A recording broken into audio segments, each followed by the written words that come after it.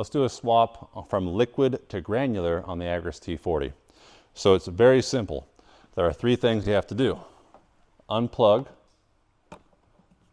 this front connector right here.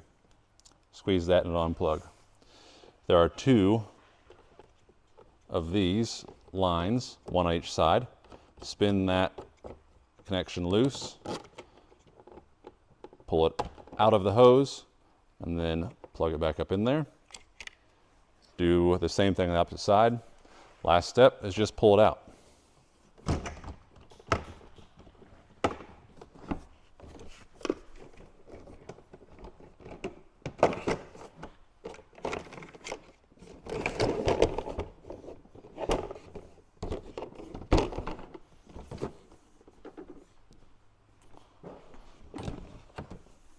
The granular tank goes in the same way.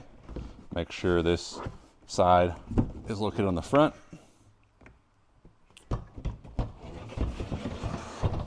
Lower it down, it just rests on the scales, does not lock in. And then plug it back in. That's it. You're good to go.